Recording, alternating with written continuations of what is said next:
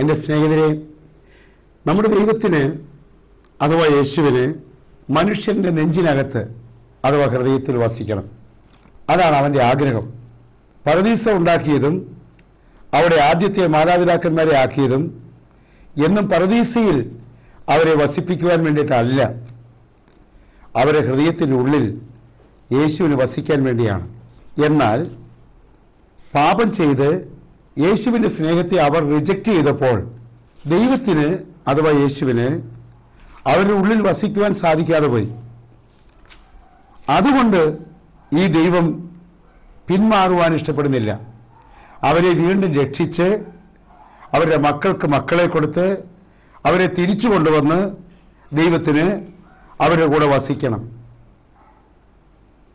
അതിനുവേണ്ടി ദൈവം അവർക്ക് പരമ്പരയായി സന്തതികളെ കൊടുത്തു. ഉൽപ്പത്തി 3:15 പ്രകാരം പ്രപഞ്ച മനുഷ്യരെ പാപ രോഗ പൈശാചിക ബന്ധനങ്ങളിൽ നിന്ന് രക്ഷിക്കുവാൻ വേണ്ടി യേശുക്രിസ്തുവിനെ ലോകത്തിലേക്ക് പിതാവായ ദൈവം അയക്കുകയാണ് ചെയ്തത്. അത് മനുഷ്യനോടുള്ള ദൈവത്തിന്റെ അനന്തമായ സ്നേഹം കൊണ്ടാണ്. ജെറമ്യാ 31:3 എനിക്ക് നിന്നോടുള്ള സ്നേഹം അനന്തമാണ്, നിന്നോടുള്ള വിശ്വസ്തത അചഞ്ചലമാണ്. അചഞ്ചലമായ സ്നേഹം കൊണ്ട് മനുഷ്യന്റെ നെഞ്ചിനകത്ത് വസിക്കുവാൻ തന്നെ ഈ ദൈവം ആഗ്രഹിച്ചു. പ്രിയപ്പെട്ടവരെ, എസെക്കിയേൽ പ്രവാചകൻ 36-ാം അധ്യായത്തിലേക്ക് ചെല്ലുമ്പോൾ ഇപ്രകാരം പറയുന്നു: ഒരു പുതിയ ഹൃദയം നിങ്ങൾക്ക് ഞാൻ നൽകും, ഒരു പുതിയ ചൈതന്യം നിങ്ങളിൽ ഞാൻ നിക്ഷേപിക്കും, നിങ്ങളുടെ ശരീരത്തിൽ നിന്ന് ശിലാഹൃദയം എടുത്തു മാറ്റും, മാംസള ഹൃദയം നൽകും, എന്റെ ആത്മാവിനെ ഞാൻ നിങ്ങളിൽ നിവേശിപ്പിക്കും, നിങ്ങളെ എന്റെ കൽപ്പനകൾ കാക്കുന്നവരും നിയമങ്ങൾ പാലിക്കുന്ന ശ്രദ്ധയുള്ളവരുമാക്കും. ഇതാണ് എസെക്കിയേൽ 36, 26, 27 വചനങ്ങൾ. അപ്പൊ ദൈവത്തിന്റെ പദ്ധതി എന്താണ്? മനുഷ്യന്റെ ഉള്ളിൽ വസിക്കുക, കൈപ്പണികൾ കൊണ്ടുണ്ടാക്കിയിട്ടുള്ള ബിംബങ്ങളിൽ വസിക്കുക എന്നുള്ളതല്ല ദൈവത്തിന്റെ പദ്ധതി. ആത്മാവായി നമ്മുടെ ഉള്ളിൽ ക്രിസ്തുവിന് വസിക്കണം. അതാണ് ദൈവത്തിന്റെ പദ്ധതി. പ്രിയപ്പെട്ടവരെ, ഈ സത്യം എബ്രായരുടെ ലേഖനം 8-ാം അധ്യായത്തിൽ ചെല്ലുമ്പോൾ എന്റെ നിയമങ്ങൾ അവരുടെ മനസ്സിൽ ഞാൻ സ്ഥാപിക്കും, 10 മുതലുള്ള വചനങ്ങൾ. അവരുടെ ഹൃദയത്തിൽ ഞാൻ അവ ആലേഖനം ചെയ്യും. ഏവയാ? നിയമങ്ങൾ, വചനങ്ങൾ. ഞാൻ അവർക്ക് ദൈവമായിരിക്കും, അവർ എനിക്ക് ജനവും. അവരുടെ അനീതികളുടെ നേരെ ഞാൻ കരുണയുള്ളവനായിരിക്കും. എബ്രായർ 8:12. അവരുടെ പാപങ്ങൾ ഞാൻ ഒരിക്കലും ഓർക്കുകയില്ല. യേശു നമ്മുടെ പാപങ്ങൾ അനുവദിക്കാൻ തയ്യാറായാൽ ഓർക്കുകയില്ലെന്ന് പറയുമ്പോൾ പിന്നെ എന്തിനാ ഇത് പുരോഹിതന്മാരുടെയൊക്കെ ചെന്ന് വിളമ്പുന്നതെന്ന് ആലോചിക്കണം, തലച്ചോറുകൊണ്ട് ആലോചിക്കണം. അവരുടെ പാപങ്ങൾ ഞാൻ ഒരിക്കലും ഓർക്കുകയില്ല. പുതിയൊരു ഉടമ്പടിയെപ്പറ്റി പറയുന്നത് കൊണ്ട് ആദ്യത്തേതിനെ അവൻ കാലഹരണപ്പെടുത്തിയിരിക്കുന്നു. കാലഹരണപ്പെട്ടതും പഴക്കം ചെന്നതുമാകട്ടെ അപ്രത്യക്ഷമായിക്കൊണ്ടിരിക്കുന്നു. ഈ കാലഹരണപ്പെട്ടതിന്റെ അപ്രത്യക്ഷമായതിന്റെ പുറകെ അല്ലയോ ലോക ക്രിസ്ത്യാനി, നീ എന്തിനാ നടക്കുന്നത്? അതേ പ്രിയപ്പെട്ടവരെ, ക്രിസ്തു പുതിയ ഉടമ്പടിയുടെ മധ്യസ്ഥനാണ്. അവൻ നമ്മുടെ ഉള്ളിൽ വസിക്കുവാനാണ് ആഗ്രഹിക്കുന്നത്. 10-ാം അധ്യായത്തിലേക്ക് ചെല്ലുമ്പോൾ എബ്രായർ ഇപ്രകാരം രേഖപ്പെടുത്തിയിരിക്കുന്നു 38-39 വചനങ്ങളിൽ: എന്റെ നീതിമാൻ വിശ്വാസം മൂലം ജീവിക്കും, അവൻ പിന്മാറുന്നെങ്കിൽ എന്റെ ആത്മാവ് അവനിൽ പ്രസാദിക്കുകയില്ല. പിന്മാറി നശിപ്പിക്കപ്പെടുന്നവരുടെ കൂട്ടത്തിലല്ല, വിശ്വസിച്ച് ആത്മരക്ഷ പ്രാപിക്കുന്നവരുടെ കൂട്ടത്തിലാണ് നാം. പ്രിയപ്പെട്ടവരെ, ഞാനും നിങ്ങളും, ഈ കാസറ്റ് കേൾക്കുന്ന നിങ്ങളും വിശ്വസിച്ച്, ഈ സത്യങ്ങളിൽ വിശ്വസിച്ച് ആത്മരക്ഷ പ്രാപിക്കുന്നവരുടെ കൂട്ടത്തിലാകണമെന്ന് കർത്താവ് പറയുകയായിരുന്നു. ആ നമ്മുടെ ഉള്ളിൽ കർത്താവിന് വസിക്കുന്ന ഇഷ്ടമാണ്, വേറെങ്ങും വസിക്കുന്നതിന് ഇഷ്ടമില്ല. അത് വീണ്ടും ഞാൻ പരിചയപ്പെടുത്തട്ടെ. എബ്രായർ 10:17-18 എന്റെ നിയമങ്ങൾ അവരുടെ ഹൃദയങ്ങൾക്ക് ഞാൻ നൽകും, അവരുടെ മനസ്സുകളിൽ അവ ഞാൻ ആലേഖനം ചെയ്യും. അവർ തുടരുന്നു: അവരുടെ ദുഷ്പ്രവൃത്തികളും പാപങ്ങളും. ആരുടെയാ? യേശുവിന്റെ നിയമങ്ങൾ നെഞ്ചിനകത്ത് രേഖപ്പെടുത്തി അതനുസരിച്ച് വിശ്വസിച്ച് ജീവിക്കുന്നവരുടെ ദുഷ്പ്രവൃത്തികളും പാപങ്ങളും ഞാനിനി ഒരു കാരണവശാലും ഓർമ്മിച്ചിരിക്കുകയില്ല.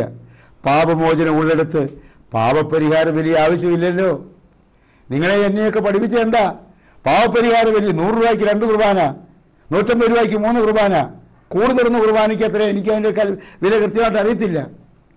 പാവപരിഹാര ബലി, പാവപരിഹാരത്തിന് ബലിയേ എല്ലാവരും. പാവപരിഹാരത്തിന് പാറേപ്പള്ളി പോവുക, പാവപരിഹാരത്തിന് ജമന്തിപ്പൂമാലയുമായിട്ട് വേളാങ്കണ്ണി പള്ളി പോവുക, പാവപരിഹാരം ചെയ്തു തീർക്കുക. യേശുക്രിസ്തു പാവപരിഹാരം ചെയ്തൊന്നും ആരുടെയും തലമണ്ട കയറാത്ത വിധത്തിലാണ് ചില സഭകളുടെ നേതൃത്വത്തിന്റെ പ്രസംഗങ്ങൾ. സത്യം പറയുന്നതിനെ പുറത്താക്കുകയും ചെയ്യും. കർത്താവ് എന്താ പറയുന്നത്? എന്റെ നിയമങ്ങൾ അവരുടെ ഹൃദയങ്ങളിൽ ഞാൻ ആലേഖനം ചെയ്യും, അവരുടെ മനസ്സുകളിൽ ഞാൻ അവ തീർച്ചയായിട്ടും ചെലുത്തും. അങ്ങനെ എന്റെ നിയമങ്ങൾ എഴുതുവാൻ സമ്മതിച്ച ആരുടെയും ഒരു പാപവും ഞാൻ ഓർത്തിരിക്കുകയില്ല എന്നാണ് കർത്താവ് പറയുന്നത്. എബ്രായർ 10:17-18. അതേ പ്രിയപ്പെട്ടവരെ, നമ്മുടെ കർത്താവിന് ഇഷ്ടമായിരിക്കുന്നു നമ്മുടെ ഉള്ളിൽ വസിക്കുവാൻ. ഞാൻ നിങ്ങളിൽ വസിക്കുന്നു എന്ന് നിങ്ങൾക്ക് മനസ്സിലാകുമ്പോൾ നിങ്ങൾ ഇഷ്ടമുള്ളത് ചോദിച്ചോ, അത് ഞാൻ നിങ്ങൾക്ക് തരാമെന്നാണ് യോഹന്നാൻ 15:7 കർത്താവ് പറഞ്ഞത്. ഈ കർത്താവ് നമ്മൾ വസിക്കുവാൻ ഇഷ്ടപ്പെടുന്നു. ഞാൻ അവരിൽ വസിക്കുകയും അവരുടെ ഇടയിൽ വ്യാപരിക്കുകയും ചെയ്യും. 2 കൊരിന്ത്യർ 6:16. ഞാൻ അവരുടെ ദൈവമായിരിക്കും, അവർ എന്റെ ജനമായിരിക്കും. ആകയാൽ നിങ്ങൾ അവരെ വിട്ടിറങ്ങി വരികയും അവരിൽ നിന്ന് വേർപിരിയുകയും ചെയ്യുവിൻ എന്ന് കർത്താവ് അരുളി ചെയ്യുന്നു. അശുദ്ധമായതൊന്നും നിങ്ങൾ തൊടുകയും അരുത്, അപ്പോൾ ഞാൻ നിങ്ങളെ സ്വീകരിക്കും. ഞാൻ നിങ്ങൾക്ക് പിതാവും നിങ്ങൾ എനിക്ക് പുത്രന്മാരും പുത്രിമാരുമായിരിക്കുമെന്ന് സർവശക്തനായ കർത്താവ് അരുളി ചെയ്യുന്നു. 2 കൊരിന്ത്യർ 6:17-18 തിരുവചനമാണ് പ്രിയപ്പെട്ടവരെ നമ്മളിപ്പോൾ വായിച്ചു കേട്ടത്. യെശയ്യാ പ്രവാചകൻ 43:6 പറഞ്ഞത്, യെരമ്യാ പ്രവാചകൻ 31:9 പറഞ്ഞത്, അത് അപ്പസ്തോലനായ പൗലോസ് 2 കൊരിന്ത്യർ 6 17-18 വചനങ്ങളിൽ പറയുകയായിരുന്നു. ദൈവത്തിന്റെ മക്കളാകാൻ വേണ്ടി, ദൈവത്താൽ വേർതിരിക്കപ്പെട്ടവർ പിശാചിന്റെ മക്കളാകാൻ വേണ്ടി പാരമ്പര്യ സിദ്ധാന്തങ്ങളിൽ കുടുങ്ങിക്കിടക്കുന്ന, പാപത്തിലും ബന്ധനത്തിലും കിടക്കുന്ന ആളുകളിൽ നിന്നും ആത്മീയമായി വേർപെടണം എന്ന് കർത്താവ് അസന്നിഗ്ധമായിട്ട് നമ്മളെ പഠിപ്പിക്കുകയാണ്. പാപത്തോട്, അനീതിയോട്, ദുഷിച്ച ലോക വ്യവസ്ഥിതിയോടെല്ലാം ഞാനും നിങ്ങളും വേർപെടണം. വ്യാജ ഉപദേശങ്ങളോട് നമ്മൾ വേർപിരിയണം. വിശുദ്ധിയിൽ പൂർണ്ണതയോടുകൂടി നമ്മൾ ആയിരിക്കണം. ദൈവത്തിന്റെ ജനം എന്ന നിലയിൽ വേർപാടിന് അടിസ്ഥാനപരമായ ആവശ്യമുണ്ട്. ക്രിസ്ത്യാനിയും വേർതിരിക്കപ്പെട്ടവനാകണം. അങ്ങനെ വേർതിരിക്കപ്പെട്ടില്ലെങ്കിൽ ഒന്നേ അവൻ രക്ഷയിൽ നിലനിൽക്കാൻ പറ്റുകയില്ല, ബാക്കിയുള്ളവർ ചതിക്കും. 1 തിമോത്തി 4:16 വെളിപാട് 2-14 വിശ്വാസി എന്ന് പറയുന്ന വ്യക്തി രക്ഷയിൽ നിലനിൽക്കാൻ വേണ്ടി ബിംബാരാധന ഉള്ളവരിൽ നിന്നും കളവും വഞ്ചനയും ഉള്ളവരിൽ നിന്നും വേർപിരിയണം എന്ന് കർത്താവ് പറയുകയാണ്. രണ്ടാമത്തേത്, അവന് ദൈവവിശ്വാസത്തെ വളർത്തണമെങ്കിൽ ആ പഴയതിൽ തുന്നിച്ചേർന്ന് കിടന്നാൽ അവന് ദൈവവിശ്വാസത്തിൽ വളരുവാൻ പറ്റുകയില്ല. മൂന്നാമത്തേത്, നമ്മുടെ കർത്താവും പിതാവുമായ ദൈവത്തിന് മുമ്പിൽ വിശുദ്ധരായി ജീവിക്കണമെങ്കിൽ ആ പഴയ കൂട്ടങ്ങളിൽ കിടന്നാൽ സാധിക്കുകയില്ല. നാലാമത്, വിശ്വസിക്കാത്ത ലോകത്തിന് സുവിശേഷത്തിന് സത്യത്തെ അനുഗ്രഹത്തെയും കുറിച്ച് ബോധ്യം വരുത്തണമെങ്കിൽ ആ പഴയ കൂട്ടത്തിൽ കിടന്നാൽ സാധിക്കുകയില്ല. അഞ്ചാമത്, പരിശുദ്ധാത്മാവിലേക്ക് വളരണമെങ്കിലും നിറയണമെങ്കിലും പാരമ്പര്യ സഭകളിൽ കിടന്നാൽ അവർ സമ്മതിക്കുകയില്ല, അവർ അടിച്ചൊതുക്കി കളയും. ആറാമത്തേത്, ക്രിസ്തുവിനെ കൊടുക്കണമെങ്കിൽ യഥാർത്ഥ ക്രിസ്ത്യാനിയുടെ കൂടെ തന്നെ ജീവിക്കണം. വിഷമുള്ള ഭക്ഷണം കഴിച്ചാൽ ശരീരത്തിൽ വിഷാംശം കയറുമെന്ന് മനസ്സിലാക്കിക്കൊണ്ട് വിഷമുള്ള ഭക്ഷണം ഒഴിവാക്കണം. മൂർഖൻ പാമ്പിനെ വളർത്തിയാൽ തക്ക സമയത്ത് അത് തിരിഞ്ഞു കടിക്കുമെന്ന് മനസ്സിലാക്കിക്കൊണ്ട് മൂർഖൻ പാമ്പിനെ കൊല്ലുകയോ മൂർഖൻ പാമ്പിൽ നിന്ന് ഓടി ഒളിക്കുകയോ ചെയ്യണം. അതുകൊണ്ടാണ് നമ്മുടെ കർത്താവ് പറയുകയാണ്, അവരുടെ നടുവിൽ നിന്ന് വേർപെട്ടിരിപ്പീൻ. 2 കൊരിന്ത്യർ 6:17 തിരുവചനം. അശുദ്ധമായതൊന്നും തൊടരുത്. നമ്മുടെ കർത്താവ് വളരെ വ്യക്തമായിട്ട് പറയുകയാണ്. അതിന് അടിസ്ഥാന കാരണം 14 വചനത്തിൽ പറയുന്നു, നിങ്ങൾ അവിശ്വാസികളോട് ഇണയില്ലാപ്പിണ കൂടരുത്. നീതിക്കും അധർമ്മത്തിനും തമ്മിൽ എന്തൊരു ചേർച്ച, വെളിച്ചത്തിന് ഇഴിഞ്ഞോട് എന്തൊരു കൂട്ടായ്മ, ക്രിസ്തുവിനും ബലിയാലിനും തമ്മിൽ എന്ത് പൊരുത്തം, അല്ല വിശ്വാസിക്ക് അവിശ്വാസിയുമായി എന്ത് ഓഹരി. 2 കൊരിന്ത്യർ 6:14-15 തിരുവചനങ്ങളിൽ പറയുകയാണ്. അതിന്റെ കാരണം നമ്മളെല്ലാം ദൈവത്തിന്റെ ആലയങ്ങളാണ്. ദൈവത്തിന്റെ ആലയങ്ങളിൽ ദൈവം വസിക്കുന്നു. ബിംബാരാധനയും പാപങ്ങളും തകർച്ചകളുമായിട്ട് ഇരിക്കുന്ന ആളുകൾക്ക് അവിടെ എന്താണ് സ്ഥാനം? അതേ പ്രിയരെ, ലോകസ്ഥാപനത്തിനു മുമ്പേ ദൈവം ഈ ഭൂമിയിൽ മനുഷ്യന്റെ ഉള്ളിൽ ദൈവരാജ്യം സ്ഥാപിക്കാൻ വന്നു. ഭൂമിയിൽ നിറഞ്ഞ് ഈ ഭൂമിയെ മുഴുവൻ കീഴടക്കുമെന്ന് ഉൽപ്പത്തി 1:28 ദൈവം മനുഷ്യനോട് പറഞ്ഞു. എന്നാൽ പുരാതന സർപ്പമായ പിശാച് വന്ന് ആദത്തെയും ഹവ്വയെയും വഞ്ചിച്ചതുപോലെ നമ്മളെയും വഞ്ചിക്കാതിരിക്കാൻ അവൻ പുറപ്പെട്ടിട്ടുണ്ട് വഞ്ചിക്കാൻ. അതുകൊണ്ട് വഞ്ചിക്കാതിരിക്കാൻ വെളിപാട് 12:9 അവൻ പുറപ്പെട്ടിട്ടുണ്ടെന്ന് പറയുന്നു. വഞ്ചിക്കാതിരിക്കാൻ നമ്മൾ പിശാചും പിശാചിന്റെ ആവിഷ്കാരങ്ങളിൽ നിന്നും അകലണം. പാപത്തെയും പാപത്തിന്റെ സാഹചര്യങ്ങളിൽ നിന്നും അകലണം. മോഷ്ടിക്കാനും കൊല്ലാനും നശിപ്പിക്കാനുമാണ് പിശാച് വരുന്നത്. അതെ, 1 യോഹന്നാൻ 3:8 ആ കാര്യം പറയുന്നു. യോഹന്നാൻ 10:10 ആ കാര്യം പറയുന്നു. ഞാൻ വന്നിരിക്കുന്നതോ അവർക്ക് ജീവൻ ഉണ്ടാകുവാനും അത് സമർത്ഥമായി ഉണ്ടാകുവാനുമാണ് വന്നിരിക്കുന്നത്. പിശാചിന്റെ പ്രവൃത്തികളെ അഴിപ്പിക്കുന്നതിന് വേണ്ടിയാണ് ഞാൻ വന്നിരിക്കുന്നത്. പ്രിയപ്പെട്ടവരെ, പിശാചിന്റെ ശക്തിവലയത്തിൽ നിന്നും, പിശാചിന്റെ ശക്തിവലയത്തിലാണെന്ന് നമ്മൾ അറിയാതെ ചില മതമൗലികവാദികളുടെ ശക്തിവലയത്തിൽ നമ്മളങ്ങനെ കൊണ്ടുചെല്ലിയും നമ്മളങ്ങനെ ബലിയർപ്പിച്ചും നമ്മളങ്ങനെ യുവക്കൂട് ചുവന്നും നമ്മളങ്ങനെ കറക്കുക. പിശാചിന്റെ ശക്തിവലയത്തിലാണ് നമ്മൾ അറിയുന്നില്ല. നമ്മൾ നേരം വെച്ചെഴുന്നേറ്റ് പള്ളിയിലേക്ക് ഓടി, പിന്നെ പള്ളിയിൽ നിന്ന് വന്നു. അപ്പൊ അങ്ങനെ ഒരു ലോകസഭ, അവിടെ കോടിനെ ലേലം വിളിക്കുന്നു, വാഴക്കളെ ലേലം വിളിക്കുന്നു, പശുവിനെ ലേലം വിളിക്കുന്നു, അവിടെ പായകര കലാപരിപാടി, പെരുന്നാളിന് സിനിമ നടത്തുന്നു, വെടിയും പടക്കം നാടകം നടത്തുന്നു. ദൈവപുത്രന യേശുക്രിസ്തു വന്ന് ഏത് സിനിമ നടത്തി, ഏത് നാടകം നടത്തി, എത്ര പടക്കം പൊട്ടിച്ചു, എന്താണ് ചെയ്തെന്ന് ആലോചിക്കാൻ നമുക്കാർക്ക് നേരമില്ല. നമ്മളിങ്ങനെ മറ്റു മതങ്ങളും മറ്റു രാഷ്ട്രീയം പോലെ നമ്മളും ഇങ്ങനെ പോവുകയാണ്. ക്രിസ്ത്യാനി ഇതൊന്നും ദൈവം ആഗ്രഹിക്കുന്ന കാര്യമല്ല. പ്രിയപ്പെട്ടവരെ, ദൈവം ആഗ്രഹിക്കുന്നത് നമ്മൾ വചനത്തിൽ നിറയുക എന്നുള്ളതാണ്. അങ്ങനെ വചനത്തിൽ നിറഞ്ഞ് സത്യസന്ധമായി ജീവിക്കുന്നവരെ രക്ഷിക്കാൻ വേണ്ടി ലോകം കണ്ടിട്ടുള്ളതിൽ വെച്ച് ഏറ്റവും അത്ഭുതകരവും മഹത്തരവുമായ ഒരു സംഭവമായി യേശുക്രിസ്തു വരാനിരിക്കുന്നു. പ്രിയപ്പെട്ടവരെ, തന്റെ 2ാം വരവിനെ വെളിപ്പെടുത്തുന്ന അനേകം തിരുവെഴുത്തുകൾ ലോകത്തിലുണ്ട്. സുവിശേഷം അനുസരിച്ച് ജീവിച്ച് സുവിശേഷം അനുസരിച്ച് മരിച്ചു പോകുന്ന യഥാർത്ഥ ക്രിസ്തീയ സഭയുടെ മക്കളെ പുനരുദ്ധരിപ്പിക്കുന്നതിന് വേണ്ടി നമ്മുടെ കർത്താവായ യേശുക്രിസ്തു ലോകം കണ്ടതിലേക്കും വെച്ച് ഏറ്റവും മനോഹരമായ ഒരു 2ാം വരവിന് കർത്താവ് വരാൻ പോവുകയാണ്. ഒരു 2ാം വരവിന് സമയം അടുത്തിരിക്കുന്നു. വെളിപാട് പുസ്തകത്തിലേക്ക് ചെല്ലുമ്പോൾ 1-ാം അധ്യായത്തിൽ 7-ാം വചനത്തിൽ, അതേ പ്രിയപ്പെട്ടവരെ, യേശുക്രിസ്തു വീണ്ടും വരാൻ പോകുന്നു. തന്റെ വചനമനുസരിച്ച് സ്നേഹിക്കുക, തന്റെ വചനമനുസരിച്ച് ആത്മാവിലും സത്യത്തിലും ദൈവത്തെ ആരാധിക്കുക, തന്റെ വചനമനുസരിച്ച് സകല ജാതികളുടെയും രക്ഷയ്ക്ക് വേണ്ടി സുവിശേഷം അവരുടെ ഹൃദയത്തിൽ എത്തിക്കാൻ വേണ്ടി ജീവിതം പണയപ്പെടുത്തിയ പോലെ കഴിയുക.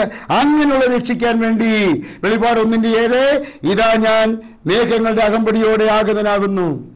ഓരോ മിഴിയും അവിടുത്തെ കാണും.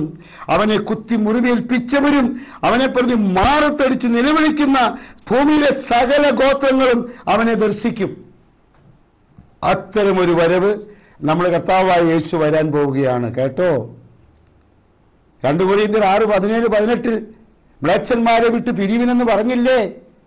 അങ്ങനെ പറഞ്ഞത് കേട്ടുകൊണ്ട് മ്ലേച്ഛന്മാരെ വിട്ട് പിരിഞ്ഞ് യേശുക്രിസ്തുവിന്റെ കൂട്ടായ്മയിലേക്ക് വന്നാൽ അവനെ അന്ത്യവിധിയിൽ പൊക്കി സ്വർഗത്തിലേക്ക് കൊണ്ടുപോകാൻ യേശുക്രിസ്തു വീണ്ടും വരുമെന്നാണ് വെളിപാട് പുസ്തകം 1:7 വായിച്ചു കേട്ടതല്ലേ?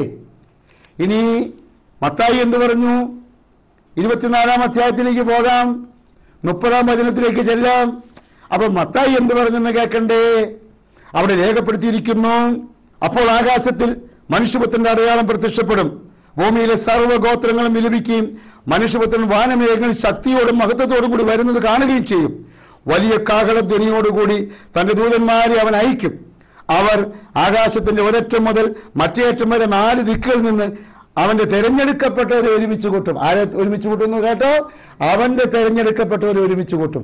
2 തെസ്സലോനിക്കർ 2:8 നേരത്തെ എന്താ പറഞ്ഞത്? സുവിശേഷം അനുസരിക്കാത്തവരെ ശിക്ഷിക്കുമെന്ന്. സുവിശേഷം അനുസരിക്കുന്നവരുടെ പേരെന്താണ്? തന്നെ തിരഞ്ഞെടുക്കപ്പെട്ടവർ.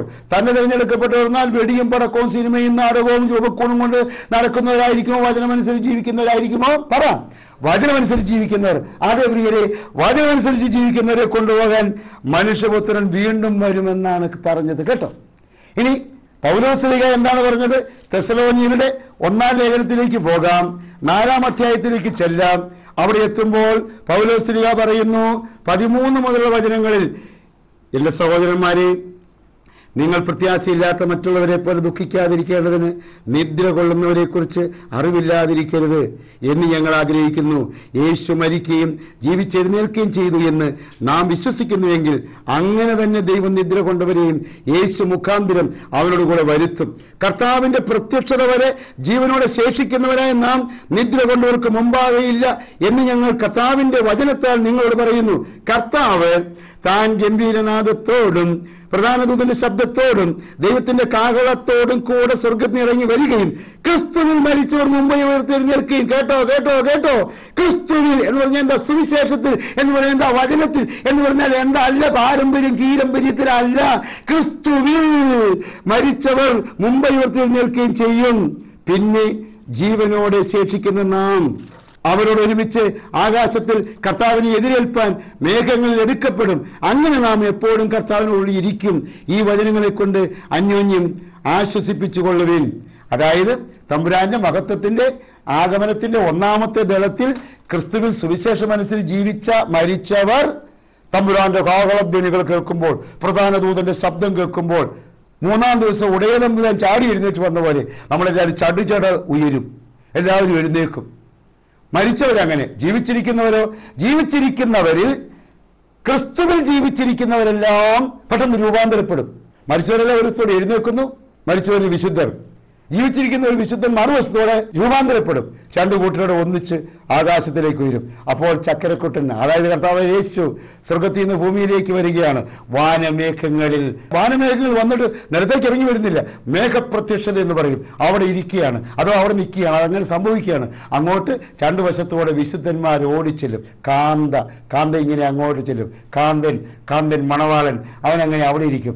ഇത് രണ്ടും കൂടെ മധ്യാകാശത്തിൽ സംഭവിക്കുന്ന ആ മനോഹരമായ രംഗത്തെക്കുറിച്ച് നിങ്ങൾ ഇന്നുവരെ ചിന്തിച്ചിട്ടുണ്ടോ? അതാണ് തമ്പുരാന്റെ കടന്നുവരവിന്റെ ഫസ്റ്റ് പാർട്ട്, ഒന്നാമത്തെ ദളം. സെക്കൻഡ് പാർട്ട് വരാൻ പോകുന്നു. അത് ദാനിയേലിന്റെ പുസ്തകം 7, 8, 9 അധ്യായങ്ങളിൽ പറയുന്ന 70 ആഴ്ചവട്ടം കഴിയുമ്പോൾ സംഭവിക്കേണ്ട കാര്യമാണ്. കർത്താവിന്റെ ഈ വരവ് അപ്രതീക്ഷിതമായിരിക്കും. അത് വചനത്തിൽ പറയുന്നു. 1 തെസ്സലോനിക്കർ 5:2 മുതലുള്ള വചനം. കള്ളൻ രാത്രിയിൽ വരും പോലെ കർത്താവിന്റെ നാൾ വരുന്നു എന്ന് നിങ്ങൾ തന്നെ നന്നായി അറിയുന്നുവല്ലോ. അവർ സമാധാനമെന്നും നിർഭയമെന്നും പറയുമ്പോൾ ഗർഭിണിക്ക് പ്രസവവേദന വരും പോലെ അവർക്ക് പെട്ടെന്ന് നാശം വന്ന് ഭവിക്കും. പ്രിയരെ, ഒരു ഗർഭിണിക്കോ ഡോക്ടർക്കോ ഇന്ന മുഹൂർത്തത്തിൽ അവൾക്ക് പ്രസവവേദന വരുമെന്ന് അറിയില്ല. ഇതുപോലെയായിരിക്കും കർത്താവിന്റെ വരവ്. കള്ളൻ വരുന്നത് വീട്ടുടമസ്ഥന്മാർക്കോ ബന്ധുക്കൾക്കോ അറിയില്ല. അവന്റെ ഇഷ്ടമുള്ളപ്പോഴാണ് അവൻ വരുന്നത്. ഇതുപോലെയായിരിക്കും കർത്താവിന്റെ വരവ്, അപ്രതീക്ഷിതമായിരിക്കും. ആ വരവ് തന്റെ വിലയേറിയ രക്തത്താൽ വീണ്ടെടുക്കപ്പെട്ട സഭയെ ചേർക്കാനാണ്.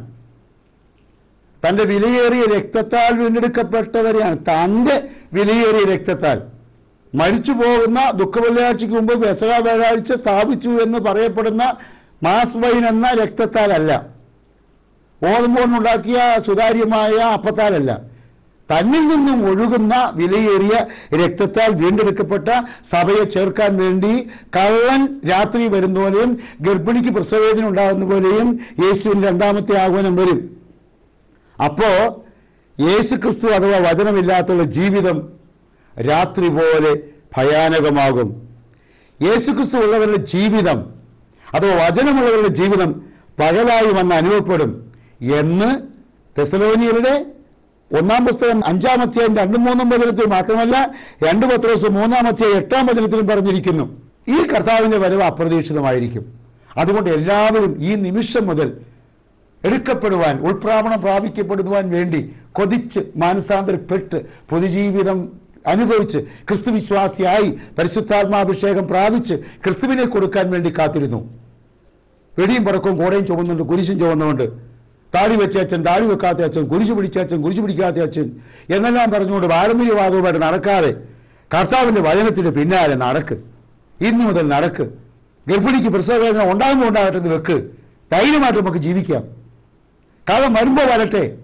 നമ്മളിങ്ങനെ ഉണർന്നിരുന്നാൽ കൃത്യസമയത്ത് കള്ളനെ നമുക്ക് പിടിക്കാം. ഉണർന്ന് ജീവിക്കുന്നേ. വെടിയും പടക്കവും കാറ്റുകീസവും കൈക്കാരനും കണക്കനും കൊച്ചച്ഛനും വലിയച്ഛനും മദറമ്മയുമായിട്ട് ജീവിക്കാതെ കർത്താവിന്റെ വചനത്തിലേക്ക് വന്നേ. എന്നാൽ വലിയച്ഛനും കൊച്ചച്ഛനും മദറമ്മയുമായിട്ട് ജീവിച്ചാലും കുഴപ്പമില്ല. കർത്താവിന്റെ വചനമനുസരിച്ച് പാരമ്പര്യത്തെ വലിച്ചു ദൂരെ കളഞ്ഞു സുന്ദരമായിട്ട് ജീവിക്കുന്നേ. കർത്താവ് പറഞ്ഞ ജീവിക്കുന്നേ. ഈ കാസറ്റിന്റെ ആദ്യ തലങ്ങളിൽ കേട്ട ക്രിസ്തുന്തോനീസും പറഞ്ഞു ഒന്നും കേൾക്കണ്ടെന്നേ. കർത്താവ് പറയുന്ന പോലെ കേൾക്കുന്നേ. AD 1215 വസ്തുതാമാറ്റ ഉപദേശം വന്നൊന്ന് നിങ്ങൾ നോക്കേണ്ട. സത്യകുർബാന തന്നെ നിങ്ങൾ കാണ്. ആ കുർബാനയപ്പത്തിനും ഒരു മാറ്റം വരുന്നില്ല. അത് വെറും ഓർമ്മയ്ക്കാണ്. അത്രേ കർത്താവ് ആഗ്രഹിച്ചുള്ളൂ. ഈ മാതാവിനെ എന്തിനാ ഇങ്ങനെ ചുവന്ന് നടക്കുന്ന? ഫാത്തിമായി പ്രത്യക്ഷപ്പെട്ട നുണയാണ്, ലൂർദിൽ പ്രത്യക്ഷപ്പെട്ട നുണയാണ്, ഗരബന്ധാവിൽ പ്രത്യക്ഷപ്പെട്ട നുണയാണ്. ഒരു സ്ഥലത്തും പ്രത്യക്ഷപ്പെട്ടില്ലാത്ത കിടക്കുന്നവരെ പ്രത്യക്ഷപ്പെടുന്നത്. യേശുക്രിസ്തു അല്ലാണ്ട് ആരും ഉയർത്ത് എഴുന്നേറ്റിട്ടില്ല, എഴുന്നേക്കുമില്ല. പുതിയ നിയമസഭയിൽ അങ്ങനെയാണ്. യോഹന്നാൻ 3:13 വചനങ്ങളാണ് പറയുന്നുണ്ട്. പിന്നെ അവിടെ പ്രത്യക്ഷപ്പെട്ടു, ഇവിടെ പ്രത്യക്ഷപ്പെട്ടു പറയുന്നത്. നിങ്ങൾ എന്തിനാണ് കേൾക്കുന്നത്? നിങ്ങൾ മ്ലേച്ഛത ഉപേക്ഷിക്കുക, നിങ്ങളുടെ ആത്മാവിന് വിലയുള്ളതാണ്. മത്തായിയുടെ സുവിശേഷം 16:26 വചനം, ലോകം മുഴുവൻ നേടിയാൽ നിന്റെ ആത്മാവ് നശിച്ചാൽ എന്ത് ഫലം? ആത്മാവിന് പകരം നീ എന്ത് കൊടുക്കും? കോടയും കുരിശും എടുത്ത് കൊടുത്താൽ മതിയാവോ? അൽഫോൻസാമേനെയും ചാവറക്കുര്യാക്കോസ് അച്ഛനെ എടുത്ത് ആത്മാവിന് പകരമായിട്ട് കൊടുത്താൽ എവിടെ വെക്കാനായിട്ടാണ്? മറിയത്തിന്റെ കൊന്ത ഒരു 550 കൊന്ത റോമിന്ന് വരുത്തിയതും കീമിന്ന് വരുത്തിയതും കൂടെ ചുവന്നുകൊണ്ട് അങ്ങോട്ട് ചെന്നാൽ സ്വർഗരാജ്യം കിട്ടുമോ? നിന്റെ ആത്മാവിനെ നീ യേശുവിന്റെ രക്തത്താൽ കഴുകി സ്വന്തമാക്കി വെച്ചുകൊണ്ടിരിക്കണം. കർത്താവ് വിലയേറിയ സഭയെ ചേർക്കാനായിട്ടാണ് തന്റെ ഒന്നാമത്തെ ആഗമനത്തിന് പ്രിയപ്പെട്ടവരെ വരുന്നത്. അതിനു മുമ്പ് ഒത്തിരി അടയാളങ്ങൾ നിങ്ങൾക്ക് വേണമെങ്കിൽ പ്രതീക്ഷിക്കാം. സഭയിൽ കള്ളപ്രവാചകന്മാരും വിശ്വാസത്തിന്റെ വീഴ്ചയുടെ വർധനവും ഉണ്ടാകും. മത്തായി 24 അതൊക്കെ പറയുന്നുണ്ട്. കുറ്റകൃത്യങ്ങളുടെ വർധനവുണ്ടാകും, ദൈവിക നിയമങ്ങളുടെ അവഗണന ഉണ്ടാകും. അതും മത്തായി 24 പറയുന്നുണ്ട്. യുദ്ധമുണ്ടാവും, ക്ഷാമമുണ്ടാകും, ഭൂകമ്പമുണ്ടാകും. മത്തായി 24:6-8 വരെ പറയുന്നുണ്ട്. സ്നേഹത്തിന്റെയും കുടുംബത്തിന്റെയും വിശുദ്ധിയിൽ വീഴ്ചകളുണ്ടാകും, തകർച്ചകളുണ്ടാകും. അത് മത്തായി 10:21 പറയുന്നുണ്ട്. ദൈവജനത്തിനെതിരായ കടുത്ത പീഡയുണ്ടാകും. അത് മത്തായി 10:22 വരെ പറയുന്നുണ്ട്. സ്ഥിരതയോടെ നിൽക്കുന്നവർ രക്ഷിക്കപ്പെടും, സുവിശേഷം സകല ലോകത്തിൽ പ്രസംഗിക്കപ്പെടും. അത് മത്തായി 24:14 പറയുന്നുണ്ട്. ദൈവജനത്തിലേക്ക് ആത്മാവിനെ പകർന്നു കിട്ടും. അത് പ്രവൃത്തിയുടെ പുസ്തകം 2-17 വചനത്തിൽ പറയുന്നുണ്ട്. ഇങ്ങനെ ദൈവം ചെയ്യാൻ പോകുന്ന കാര്യങ്ങൾ അതിനു മുമ്പുണ്ട്. പക്ഷേ AD 1229 മുതൽ വിലക്കി വെച്ചിരിക്കുന്ന സുവിശേഷം അതിപ്പോ പുതിയൊരു മാർപ്പാപ്പ വന്നിട്ട് ബെർണാഡ്സ് ബൈബിൾ എന്ന് പറയുന്ന വേറെ ആളാണ്ടൊന്നും കൂടെ ഉണ്ടാക്കാൻ പോവാന്നൊക്കെ പറയുന്നത് കേട്ടു. കത്തോലിക്ക സഭയിലൂടെ അല്ലാതെ രക്ഷയില്ലാതെ പുതിയ മാർപ്പാപ്പ പ്രഖ്യാപിച്ചതായിട്ട് ഏതോ ഒരു മതത്തിന്റെ പത്രത്തിൽ എഴുതി വെച്ചേക്കുന്നുണ്ട്. ശരിയാണെന്ന് എനിക്ക് അറിയത്തില്ല. പ്രിയപ്പെട്ടവരെ, എന്തായിരുന്നാലും ക്രിസ്തു അപ്രതീക്ഷിതമായി വരും. വരവിന്റെ സമയം കണക്കാക്കാൻ സാധ്യമല്ല. ആ സമയത്ത് ഭൂമിയിൽ ജീവിക്കുന്ന വിശ്വാസികളെ മാത്രമേ അവൻ എടുത്തുകൊണ്ട് പോവുകയുള്ളൂ. 2 തെസ്സലോനിക്ക 2:1, വെളിപാടിന്റെ 3-10-11 വചനങ്ങൾ. വിശ്വാസികൾ വരുവാനുള്ള കോപത്തിൽ രക്ഷിക്കപ്പെടും. വരുവാനുള്ള കോപത്തിൽ അവിശ്വാസികൾ തകർന്നു വീഴും. ജീവനോടിരിക്കുന്ന വിശ്വാസികൾക്ക് രൂപാന്തരപ്പെടും. റോമർ 8:21 പറയുന്നു. അങ്ങനെ വിശ്വാസികളല്ലാതെ ജീവിക്കുന്നവരെ പിടിക്കുവാൻ വേണ്ടി പ്രിയപ്പെട്ടവരെ മഹോപദ്രവകാലം സംജാതമാകാൻ പോവുകയാണ്. ക്രിസ്തുവിന്റെ സഭകളിലെ വിശ്വസ്തരായവർ പരിശോധനയാൽ വേദനിക്കപ്പെടാൻ പോകുന്ന കാര്യത്തെക്കുറിച്ച് ലൂക്കോസ് 21 ഈ തടസ്സങ്ങളെ തടുക്കുന്നവൻ പരിശുദ്ധാത്മാവാണ്. പരിശുദ്ധാത്മാവ് വഴിമാറിക്കൊടുത്താൽ അധർമ്മത്തിന്റെ മർമ്മമായ സാക്ഷാൽ എതിർ ക്രിസ്തു ലോകത്തിലേക്ക് വരും. 2 തെസ്സലോനിക്ക 2:7-8 വചനത്തിൽ അത് പറയുന്നു.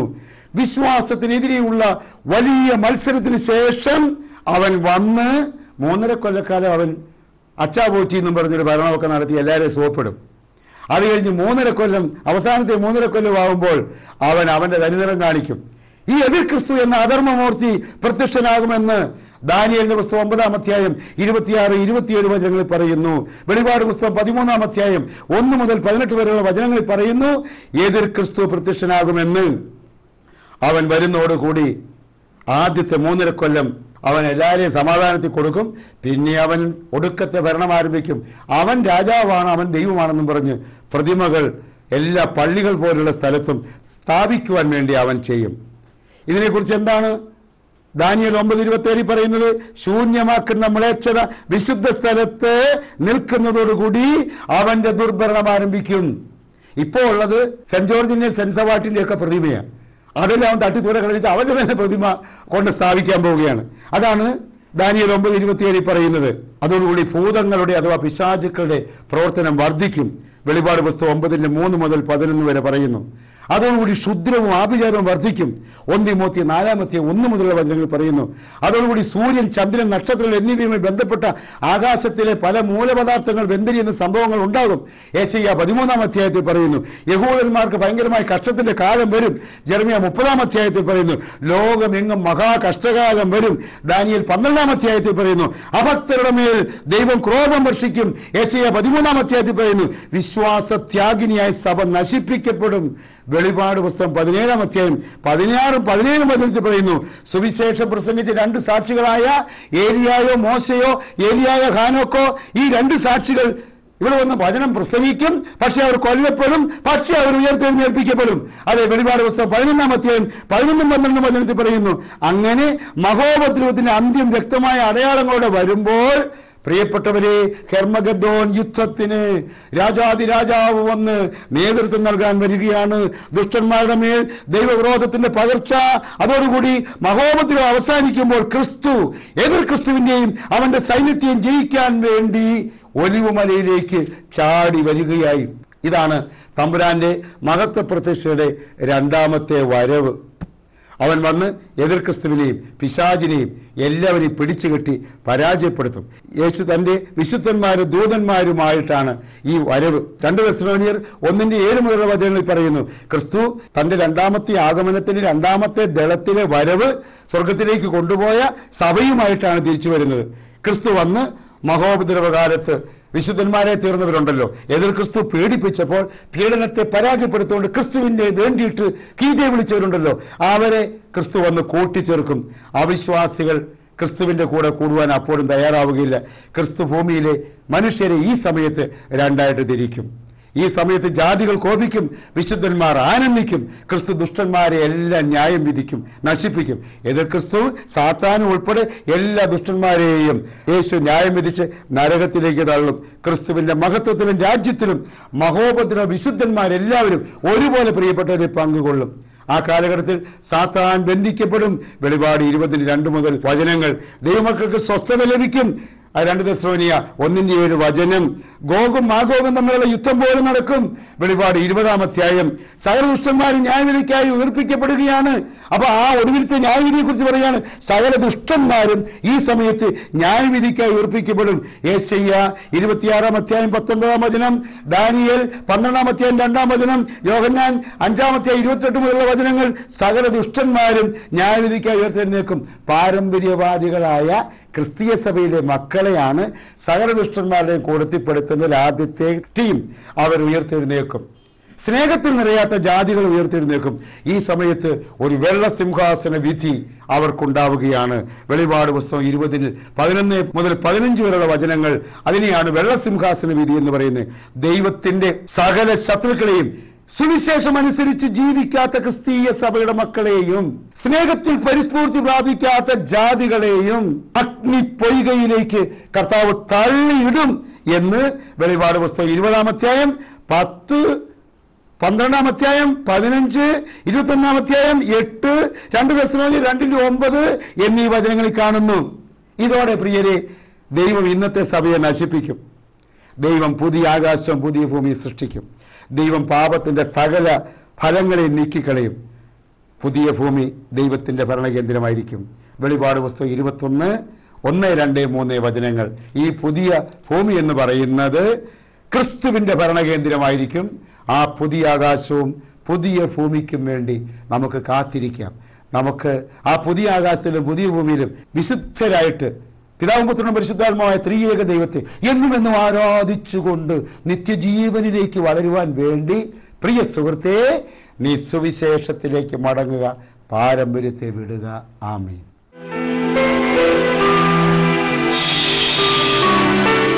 എത്ര വർഷമായിട്ടുള്ള നടുവേദനയായിരുന്നു? 20 വർഷത്തോളം. എന്റെ പേര് ചാക്കോച്ചൻ. എത്ര വർഷമായി നടുവേദനയായിരുന്നു? 10 വർഷം കഴിഞ്ഞു. എന്റെ പേര് സാബു. എന്റെ പേര് ജെയിംസ്. എത്ര വർഷമായി നടുവേദനയായിരുന്നു? 15. എന്റെ പേര് ജോസഫ്. എത്ര വർഷമായി നടുവേദനയായിരുന്നു? 35 കൊല്ലങ്ങളായിരുന്നു. എന്റെ പേര് ജെയിംസ്. എത്ര വർഷമായി നടുവേദനയായിരുന്നു? 25. എത്ര വർഷമായി നടുവേദനയായിരുന്നു? 12 വർഷം. 12 വർഷം. എന്റെ പേര് മേഴ്സി. എത്ര വർഷമായി നടുവേദന? 16. എന്റെ പേര് റേച്ചൽ. റേച്ചൽ. എന്റെ പേര് കല്യാണി. കല്യാണി അമ്മയ്ക്ക് എത്ര നാളായി നടുവേദന? 25 വർഷമായി. 25 വർഷമായി.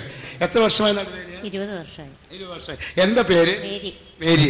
അതെ, ഇത്രയും പേർക്ക് ഇത്രയും വർഷം പഴക്കമുള്ള രോഗങ്ങളാണെന്ന് നമ്മൾ അറിയുന്നു.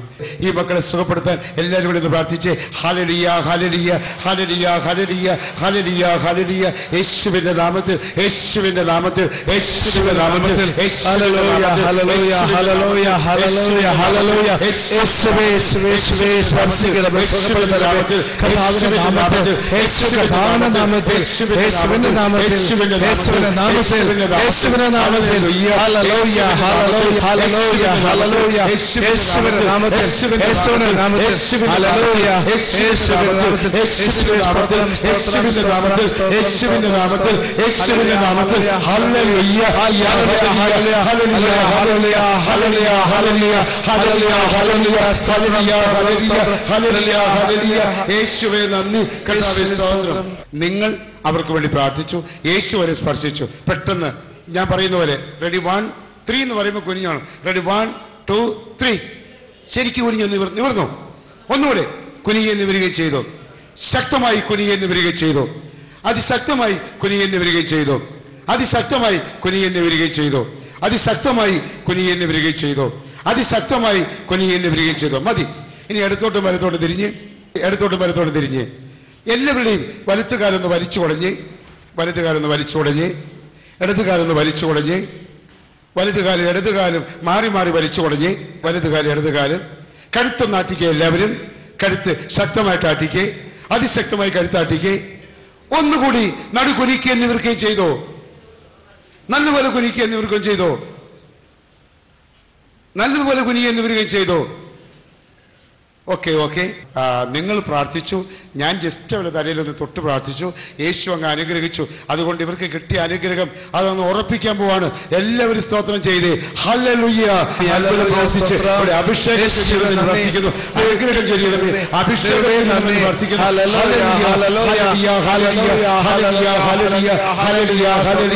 സുന്ദരമായി കുനിയെന്ന് വരികയും ചെയ്തേ, സുന്ദരമായി കുനിയെന്ന് വരികയും ചെയ്തേ. രണ്ടു കാലം വലിച്ചു കുടഞ്ഞ് രണ്ടു കാലം വലിച്ചു കുടഞ്ഞ് രണ്ടു കാലം വലിച്ചു കുടഞ്ഞ് നല്ലപോലെ അങ്ങോട്ട് ഇരിക്കുക എഴുന്നേക്കും ചെയ്തേ. ഇരിക്കുക, വേഗം എഴുന്നേക്ക്, വേഗം എഴുന്നേക്ക്, കുറച്ചുകൂടെ വേഗം എഴുന്നേക്കും ഇരിക്കുകയും ചെയ്യും. ശരീരം മുഴുവൻ അങ്ങ് ഇളകട്ടെ. Price the Lord. കർത്താവ് സുഖപ്പെടുത്തിയോ? കർത്താവ് സുഖപ്പെടുത്തിയോ? കർത്താവ് സുഖപ്പെടുത്തിയോ? സുഖപ്പെടുത്തി. കർത്താവ് സുഖപ്പെടുത്തി. കർത്താവ് സുഖപ്പെടുത്തി. അതിന് സുഖപ്പെട്ടോ? വേദന മാറി. സുഖപ്പെട്ടു. സുഖപ്പെട്ടു.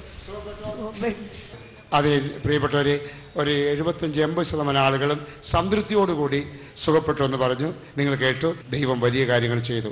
എല്ലാവരും കൈകൾ സ്വർഗത്തിലേക്ക് ഉയർത്തി കർത്താവിനെ മഹത്വപ്പെടുത്തിക്കേ. Hallelujah hallelujah hallelujah hallelujah hallelujah hallelujah. യേശുവേ നന്ദി. കർത്താവേ നീ വലിയവൻ, കർത്താവേ നീ വലിയവൻ. ഇപ്പോൾ ചിന്തയ്ക്കുന്ന സകലരെയും സുഖപ്പെടുത്തി അനുഗ്രഹിക്കണമേ എന്ന് അടിയങ്ങൾ പ്രാർത്ഥിച്ചുകൊണ്ട് സ്തോത്രം ചെയ്യുന്നു. Hallelujah hallelujah hallelujah hallelujah hallelujah.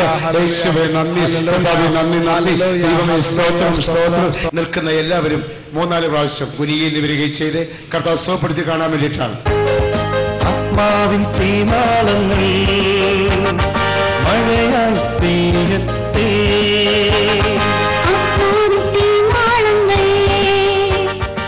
നിങ്ങൾ സുഖപ്പെട്ടവർ ഒന്ന് കൈ ഉയർത്തിക്കേ. സുഖപ്പെട്ടവർ ഒന്ന് കൈ ഉയർത്തിക്കേ. എല്ലാവരും കൈകൾ കൊട്ടി കർത്താവിനെ ഒന്ന് മഹത്വപ്പെടുത്തിക്കേ. എല്ലാവരും കൈകൾ കൊട്ടി കർത്താവിനെ ഒന്ന് മഹത്വപ്പെടുത്തിക്കേ.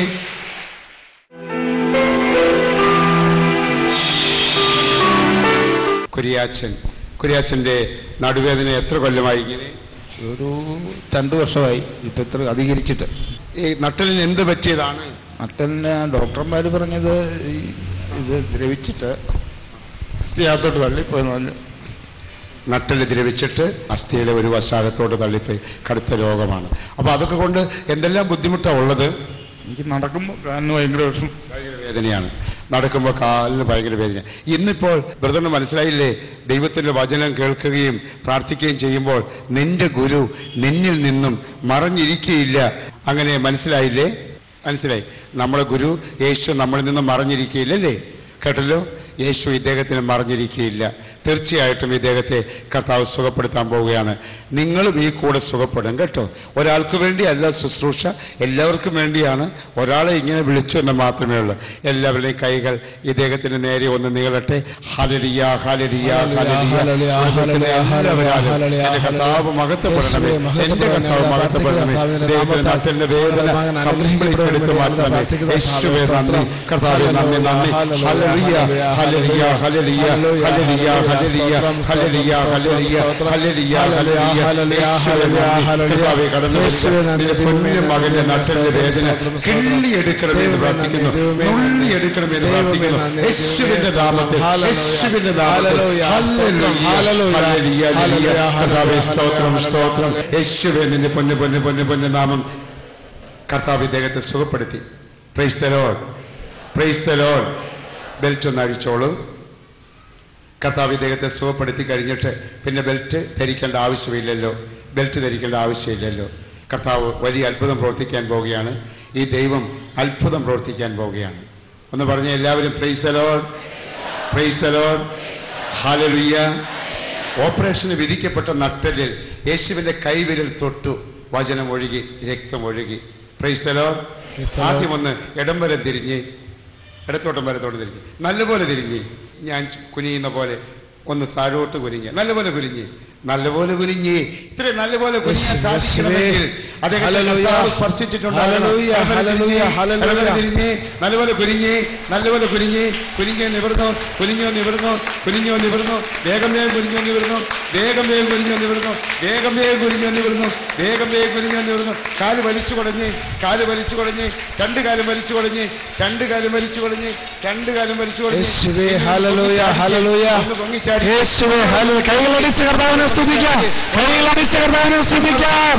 ഒന്നോടെ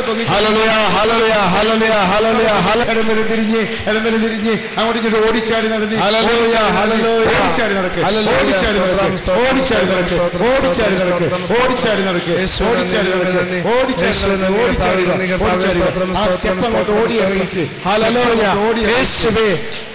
ഓടി കൈകളടിച്ച് കൈകളടിച്ച് എല്ലാവരും കൈകളടിച്ച് ശ്രദ്ധിക്കുക.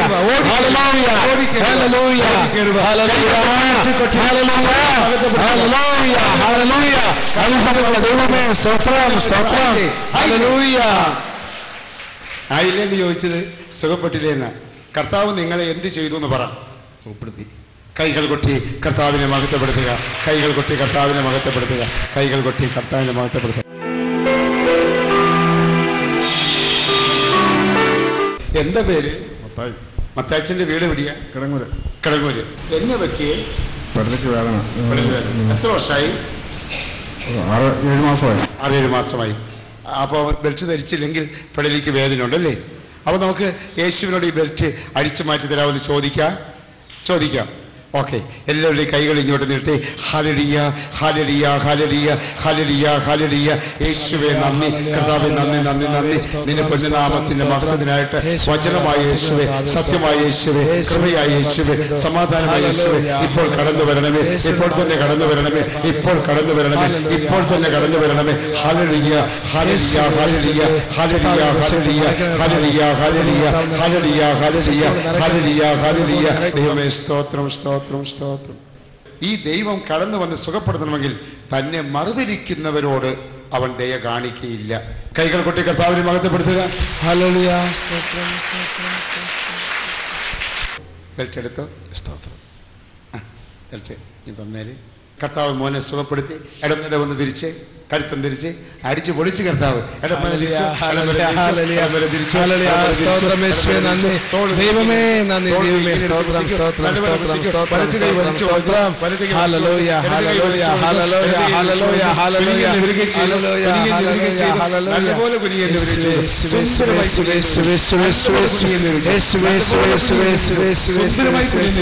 ഇനിയൊന്ന് നമ്മൾ മൂരി നിവരുന്നവര് ഇങ്ങനെ ഇങ്ങോട്ട് പോകും. അങ്ങനെ ചെയ്ത് പോകട്ടെ, കുറച്ചുകൂടെ പോകട്ടെ, ഒടിഞ്ഞു പോകട്ടെ.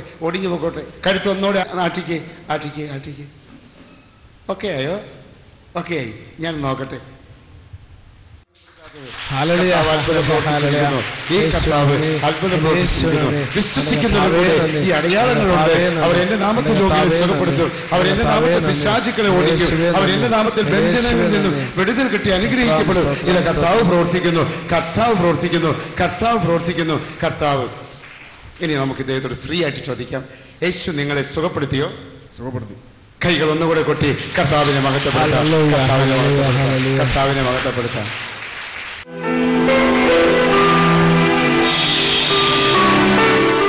സഹോദരിയുടെ പേരെന്നാ? ഒരു 5 വർഷമായി. 5 വർഷമായി നട്ടലിന് പ്രശ്നമാണ്, അതുകൊണ്ടാണ് ഈ ബെൽറ്റ് ധരിക്കുന്നത്. കുഞ്ഞുമോൾക്ക് വേണ്ടി നമുക്ക് എല്ലാവർക്കും ഒന്ന് പ്രാർത്ഥിക്കാം. കൈകൾ ഇങ്ങോട്ട് നീട്ടട്ടെ. Hallelujah, hallelujah, hallelujah. യേശുവിന്റെ രക്തം കുഞ്ഞുമോളുടെ നട്ടലിലൂടെ ഇപ്പോൾ തന്നെ സഞ്ചരിക്കുമാറാകട്ടെ എന്ന് ഞങ്ങൾ പ്രാർത്ഥിക്കുന്നു. കർത്താവ്, യേശുവിന്റെ രക്തം കുഞ്ഞുമോളുടെ കാലുകളിലൂടെ ഇപ്പോൾ തന്നെ സഞ്ചരിക്കുമാറാകട്ടെ. Hallelujah, hallelujah, hallelujah, hallelujah, hallelujah. ശരിയായി, കർത്താവ് സുഖപ്പെടുത്തിയല്ലോ. കുഞ്ഞുമോള് വിശ്വാസത്തോടെ പെട്ടെന്ന് കുനിയെന്ന് വരികയും ചെയ്തോ. തെരുതെരത്തിനെതിരെ കുനിയെന്ന് വരികയും ചെയ്തോ.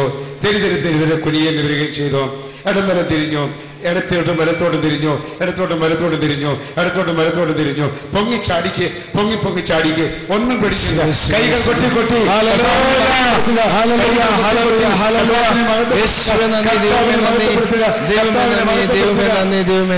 കുഞ്ഞുമോളുടെ രോഗം കർത്താവ് എടുത്തു മാറ്റിയോ?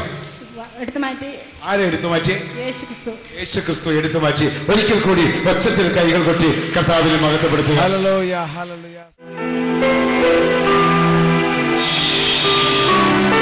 എന്റെ പേര് ലിസി, കണ്ണൂർ ജില്ലയിലെ ശ്രീകണ്ഠാപുരത്ത് താമസിക്കുന്നത്. കളരിക്കൽ നിന്ന് വീട്ടുകാര്. ഞങ്ങൾ കല്യാണം കഴിഞ്ഞിട്ട് 10 വർഷമായിരുന്നു. 96-ലാണ് കല്യാണം കഴിഞ്ഞത്. അന്നേരം ഞങ്ങൾ കുട്ടികളിലാണ്. ഞങ്ങൾ ഒത്തിരി സ്ഥലങ്ങളിലൊക്കെ ഇങ്ങനെ ചികിത്സയൊക്കെ ചെയ്തു. അത് കഴിഞ്ഞ് ചികിത്സിച്ച് കഴിഞ്ഞിട്ട് ഒന്നും ഒരിടത്തൊന്നും ഒരു പോസിറ്റീവായിട്ടുള്ള ഒരു അതും ഞങ്ങൾക്ക് കിട്ടിയില്ല. എന്നിട്ട് ഞങ്ങൾ 2000-ലാണ് സാറിൻ്റെ അടുത്ത് ആദ്യമായിട്ട് വരുന്നത്. 2000-ൽ വന്നു കഴിഞ്ഞപ്പോൾ അന്നൊരു സാർ എന്നോട് പറഞ്ഞു 3-5 കാണിക്കുന്നത്. അത് ചിലപ്പോൾ 5 ദിവസമായിരിക്കും, അല്ല 5 മാസമായിരിക്കും, അല്ല 5 വർഷമായിരിക്കും എന്ന് പറഞ്ഞു. അപ്പൊ ഞങ്ങൾ 5 ദിവസം അതേതായാലും ഞങ്ങൾ പ്രതീക്ഷിച്ചില്ല. പിന്നെ 5 മാസമായപ്പോൾ ഞങ്ങൾ ഒരു പ്രതീക്ഷ ഉണ്ടായിരുന്നു. അന്നേരം അതുമല്ല. എന്നിട്ട് അതിന് ശേഷം ഞങ്ങൾ പിന്നെ വർഷങ്ങളൊക്കെ ഇങ്ങനെ കടന്നു പോകുന്നുണ്ട്. ഇതിനിടയ്ക്ക് ഇങ്ങനെ സാറിന്റെ അടുത്ത് ഇങ്ങനെ പ്രാർത്ഥിക്കാനൊക്കെ വരുന്നൊക്കെ ഉണ്ട്. കൂട്ടായ്മയിലൊക്കെ ഇങ്ങനെ പോകുന്നുണ്ട്. പിന്നെ കുറച്ചായിട്ട് ഇടയ്ക്കൊന്നും പോവാതൊക്കെ ആയിട്ട് ഇങ്ങനെ ഇരുന്നു. പ്രാർത്ഥനയ്ക്ക് അങ്ങനെ വരാനുള്ള ഒരു സാഹചര്യങ്ങളൊന്നും ഉണ്ടായിരുന്നില്ല. എന്നാലും ഞങ്ങളൊരു പ്രതീക്ഷ ഉണ്ടായിരുന്നു. സാർ 5 പറഞ്ഞല്ലോ എന്നുള്ള ഒരു പ്രതീക്ഷ. അങ്ങനെ ഇരിക്കുമ്പോൾ 2005 ഏപ്രിൽ 25-ാം തീയതിയാണ് ഞങ്ങൾ സ്കാൻ ചെയ്യുമ്പോഴാണ് അറിയുന്നത്. ഏപ്രിൽ 25-ന് ഞാൻ പ്രഗ്നന്റ് ആയി 2005-ൽ. അപ്പോൾ 5 ദിവസം കൂടെ ബാക്കി അവിടെ കിടക്കുകയാണ്. കർത്താവിന്റെ അനുഗ്രഹം എത്രയാണെന്ന് പറയാൻ പറ്റാത്തൊരവസ്ഥ. അത് എങ്ങനെ പറയണമെന്ന് എനിക്കറിയത്തില്ല. എന്നിട്ട് 5-ാമത്തെ മാസമായി മെയ് മാസം വന്നപ്പോൾ. അങ്ങനെ 5 വർഷമായിപ്പോൾ 2005. അങ്ങനെ വന്നപ്പോൾ 5 വർഷമായി. അപ്പൊ സാറിനോട് കർത്താവ് പറഞ്ഞ ദിവസം കണക്കായി വരുവാണ്. 5 ദിവസം ബാക്കി വന്നു, 5-ാമത്തെ മാസം വന്നു, 5-ാമത്തെ വർഷവും വന്നു. അങ്ങനെ 3-5 കണക്കായി. അപ്പൊ അന്ന് കർത്താവ് ദർശനത്തിൽ തന്നത് 3-5. അപ്പൊ അതിപ്പോ അതിന്റെ അർത്ഥമൊന്നും അപ്പൊ നമുക്കാർക്കും അറിയത്തില്ലല്ലോ. അപ്പൊ ലിസിക്ക് 2005-ൽ കർത്താവ് കൊച്ചിനെ കൊടുത്തു, 5-ാം മാസം മെയിൽ കൊടുത്തു. അത് തികയാൻ 5 ദിവസം കൂടി ഉള്ളപ്പോൾ കൊടുത്തു എന്ന് പറയുമ്പോൾ ദർശന പ്രവചന സന്ദേശ വരങ്ങളിലൂടെ നമ്മുടെ ദൈവം അവരോട് തന്നെ അഭിഷക്തനെ ഉപയോഗിച്ചുകൊണ്ട് ദൈവം സംസാരിക്കും. മനുഷ്യർക്ക് നന്മ വേണമോ, കർത്താവിന്റെ അഭിഷേകം കിട്ടിയവരുണ്ടായിരിക്കണം. ലിസിയുടെ ജീവിതത്തിലൂടെ കർത്താവ് കാണിച്ചു തരികയാണ്. ബാക്കി ലിസി പറയുന്ന കേൾക്കാം. അതിനുശേഷം ഞങ്ങൾ ഹോസ്പിറ്റലിൽ പോയി. ഹോസ്പിറ്റലിൽ 2 മാസമായപ്പോൾ ചെന്ന് യൂറിൻ ടെസ്റ്റ് ചെയ്തു. അന്നേരം അവർ പറഞ്ഞ് നെഗറ്റീവ് എന്ന് പറഞ്ഞു. 4-ാമത്തെ മാസം പോയി. 4-ാമത്തെ മാസം ചെല്ലുമ്പോഴും പറഞ്ഞ് നെഗറ്റീവ് എന്ന് യൂറിൻ ടെസ്റ്റ് ചെയ്ത് കഴിഞ്ഞിട്ട്. അതിനുശേഷം 5-ാമത്തെ മാസം അവിടെ പോകാതെ വേറൊരു ഡോക്ടറിന്റെ അടുത്ത് ചെന്നു. അവിടെ ചെന്നിട്ട് അവർ പറഞ്ഞു ഇത്രയൊക്കെ ആയിട്ടൊന്നും അറിയുന്നില്ലല്ലോ, യൂറിൻ ടെസ്റ്റ് ചെയ്തിട്ടും ഒരു നെഗറ്റീവ് ആണല്ലോ കാണുന്നതെന്ന് പറഞ്ഞു. അപ്പൊ തന്നെ ഞങ്ങൾക്ക് ഭയങ്കര വിഷമായി. എന്നാലും എന്റെ മനസ്സിൽ സാറ് പറഞ്ഞ ആ ഒരു വാക്ക് മാത്രം, ആ ഒരു വാക്കിലാണ് ഞാൻ ഉറച്ചിരിക്കുന്നത്. അപ്പൊ അങ്ങനെ പോയിട്ട് കഴിഞ്ഞപ്പോൾ അന്നേരം ഡോക്ടർ പറഞ്ഞു എന്തെങ്കിലും പരിശോധിച്ച് നോക്കട്ടെ എന്ന് പറഞ്ഞു. പരിശോധിച്ച് നോക്കി കഴിഞ്ഞപ്പോൾ ഡോക്ടർ പറഞ്ഞു ചെറിയ മുഴ പോലെ കാണുന്നുണ്ട്, അത് എന്താണെന്ന് ഉറപ്പിച്ചൊന്നും പറയാൻ പറ്റിയല്ല, എന്തായാലും ഈ ഗുളികയായാലും കഴിക്കാൻ പറഞ്ഞു. അതെന്ന് വെച്ചാൽ പീരീഡ് ആവാൻ വേണ്ടിയിട്ടുള്ള ഗുളികയാണ് എനിക്ക് തന്നത്. ആയിട്ട് ഞാൻ എന്നോട് എല്ലാവരും പറഞ്ഞൊന്ന് കഴിച്ചു നോക്കാന്ന് പറഞ്ഞു. എന്നിട്ട് ഞാൻ പറഞ്ഞു വേണ്ട, ഏതായാലും സാറ് പിന്നെ ശ്രീകണ്ഠാപുരം കമ്മ്യൂണിറ്റി ഹാളിൽ വരുന്നുണ്ട്, വന്നു കഴിഞ്ഞിട്ട് നോക്കിയിട്ട് മാത്രമേ ഞാൻ കഴിക്കുകയുള്ളൂ, ഞാൻ ആ ഗുളിക കഴിക്കുന്നില്ല എന്ന് പറഞ്ഞു. അങ്ങനെ കഴിക്കാതെ അങ്ങനെ ഇരുന്നു. എന്നിട്ട് എന്റെ മനസ്സിൽ ഇങ്ങനെ തോന്നുകയാണ്, കാരണം ഒരു ഛർദിയോ അങ്ങനെ ഒരു യാതൊരു അസ്വസ്ഥത എനിക്കില്ല. എവിടെ വേണമെങ്കിലും ഓടിച്ചാടി നടക്കും. ഞാൻ എന്നിട്ട് ജോലിക്ക് പോകുന്നുണ്ട്, ബസ്സിനെല്ലാം പോകുന്നതിനൊന്നും എനിക്ക് ഒരു പ്രശ്നമില്ല. സാധാരണ ആളുകളെ പോലെയാണ് ഞാൻ നടക്കുന്നത്. കാരണം ഒരു പ്രഗ്നന്റ് എന്നുള്ളതിന്റെ യാതൊരു തെളിവ് എനിക്ക് കാണാൻ പറ്റുന്നില്ല. അങ്ങനെ ഒരു വയറായിട്ടോ അങ്ങനത്തെ ഒന്നും എനിക്ക് കാണാൻ പറ്റുന്നില്ല. അത് തന്നെ എനിക്കൊരു അത്ഭുതമാണ് തോന്നുന്നത്. എന്നിട്ട് അതിനുശേഷം ഞാൻ പിന്നെ ഹോസ്പിറ്റലിൽ ചെന്ന് കഴിഞ്ഞപ്പോൾ എന്നോട് ഡോക്ടർ ഏതായാലും പറഞ്ഞില്ല ഒന്ന് നോക്കാമെന്ന് പറഞ്ഞിട്ട് ചെന്ന് നോക്കുമ്പോൾ ഡോക്ടർ പറഞ്ഞു ഏതായാലും നീ ഒന്നും കൂടെ നോക്കി നോക്കെന്ന് പറഞ്ഞു. അന്നേരം ഈ നെഗറ്റീവ് ആണ് പിന്നെ യൂറിൻ ടെസ്റ്റ് ചെയ്യുമ്പോൾ കാണുന്നത്. ഭയങ്കരമായിട്ട് അന്നേരം എനിക്ക് ഭയങ്കര സങ്കടമുണ്ട്, വിഷമമുണ്ട്. അന്നേരം ഞങ്ങൾ പിന്നെ ഓഗസ്റ്റിൽ സാറിൻ്റെ അടുത്ത് പിന്നെ ഇവിടെ വരുവാണ്. അന്നേരം സാർ എന്നോട് പറഞ്ഞു 5 മാസം 5 ദിവസമായി എന്ന് പറഞ്ഞു. ഓമനക്കൊട്ട് സുഖമായിട്ട് ഇരിക്കുന്നെന്ന് പറഞ്ഞു സാർ എന്നോട്. എങ്ങനെയൊക്കെ വൈദ്യശാസ്ത്രം നമ്മളെ കബളിപ്പിക്കുന്നെന്നുള്ളതാണ്. കർത്താവിന്റെ ആ വചനം എത്രമാത്രം നമ്മൾ സത്യമായിട്ട് എത്ര വചനം ദൈവത്തെ നമ്മൾ ആശ്രയിച്ച് നിന്നാൽ എങ്ങനെയാണ് ദൈവം നമ്മളിൽ പ്രവർത്തിക്കുന്നതെന്നുള്ള ഒരു ഉത്തമ ഉദാഹരണമായിരുന്നു ഞാൻ അന്നേരം അവിടുന്ന് കണ്ടത്. അവിടുന്ന് കണ്ടു ഞങ്ങൾ പിന്നെ അതിനുശേഷം പിന്നെ ഒന്നും കൂടെ വന്ന് മാർത്താ ഡോക്ടറെ അടുത്ത് പിന്നെ ഒന്നും കൂടെ പോയി. അപ്പോഴത്തെ 6ാമത്തെ മാസമായി കഴിഞ്ഞപ്പോൾ അവിടെ ചെന്നപ്പോൾ ഡോക്ടർ സ്കാൻ ചെയ്ത് നോക്കാന്ന് പറഞ്ഞു. സ്കാൻ ചെയ്ത് നോക്കുമ്പോൾ യാതൊരു കുഴപ്പമില്ല, കൊച്ചു സുഖമായിട്ട് തന്നെ ഇരിക്കുകയാണ്. 5-ാം തീയതി ഞങ്ങൾ ഹോസ്പിറ്റലിൽ ചെന്നപ്പോൾ ഡോക്ടർ പറഞ്ഞു കുറച്ച് സീരിയസ് ആണ്, എന്തായാലും ഇത് വിഷമിക്കൊന്നും വേണ്ട, നമുക്ക് ഓപ്പറേഷൻ ചെയ്യാന്ന് പറഞ്ഞു. അപ്പൊ ഞാൻ വിചാരിച്ചു ഇനി ദൈവത്തിന്റെ തീരുമാനം അതായിരിക്കാം. അങ്ങനെ വിചാരിച്ച് ഞങ്ങൾ അതൊന്നും പറഞ്ഞില്ല. ഞങ്ങൾ സാറിനെ അന്ന് വൈകുന്നേരം ഞങ്ങൾ വിളിച്ചു കഴിഞ്ഞപ്പോൾ സാറ് പറഞ്ഞു പേടിക്കണ്ട, നമുക്ക് പ്രാർത്ഥിക്കാമെന്ന് പറഞ്ഞു സാറ്. രാവിലെ 7:20 ആയപ്പം ഓപ്പറേഷൻ ചെയ്തു. കുട്ടിക്ക് ഒരു കുഴപ്പമില്ലായിരുന്നു. ഞങ്ങൾക്ക് സാമ്പത്തികമായിട്ട് വല്ലാതെ ഭയങ്കര വിഷമത്തിലായിരുന്നു. ഒരു ആശുപത്രിയിൽ നിന്ന് ഇറങ്ങേണ്ടത് എങ്ങനെയാണെന്ന് പോലും അറിയത്തില്ലാത്തൊരവസ്ഥയായിരുന്നു. അങ്ങനെ ഇരിക്കുമ്പോൾ ആശുപത്രിയിൽ നിന്ന് ഇറങ്ങാൻ പോലും പൈസ ഇല്ലാതെ അങ്ങനെ ഇരിക്കുന്ന സമയത്താണ് എന്നെ ഓപ്പറേഷൻ ചെയ്ത ഡോക്ടർ തന്നെയാണ് ഞങ്ങൾക്ക് പൈസ തന്ന് സഹായിച്ചത്. അന്നേരം ഞങ്ങൾ കൊടുക്കാൻ വെറും 7000 രൂപയാണ് ഞങ്ങളുടെ കയ്യിലുള്ളത്.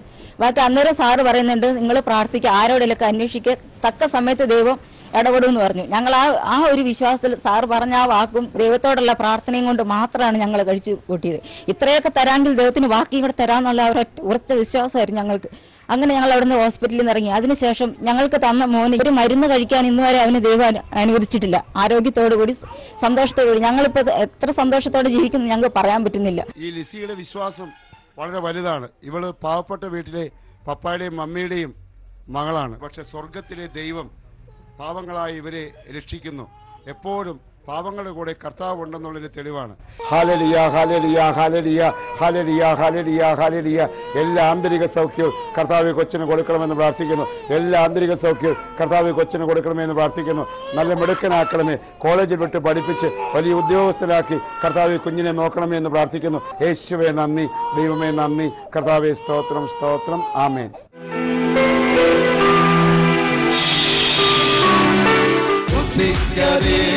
മറ്റൽ പുറങ്ങളാലെന്റെ ദൈവം എന്നെ നടത്തുന്നു. സാധ്യമേ, എല്ലാം സാധ്യമേ, എന്നേശുവൻ കൂടെയുള്ള സാധ്യമേ, എല്ലാം സാധ്യമേ, എന്നേശുവൻ കൂടെയുള്ളതാ. അസാധ്യമായൊന്നുമില്ല, എന്നെ ശക്തനാക്കുന്നവൻ മുഖാന്തരം. അസാധ്യമായൊന്നുമില്ല, എന്നെ ശക്തനാക്കുന്നവൻ മുഖാന്തരം. അസാധ്യമായൊന്നുമില്ല, എന്നെ ശക്തനാക്കുന്നവൻ മുഖാന്തരം. അസാധ്യമായെനിക്കൊന്നുമില്ല, എന്നെ ശക്തനാക്കുന്നവൻ മുഖാന്തരം. അസാധ്യമായെനിക്കൊന്നുമില്ല, എന്നെ ശക്തനാക്കുന്നവൻ മുഖാന്തരം. അസാധ്യമായെനിക്കൊന്നുമില്ല, എന്നെ ശക്തനാക്കുന്നവൻ. അസാധ്യമായെനിക്കൊന്നുമില്ല,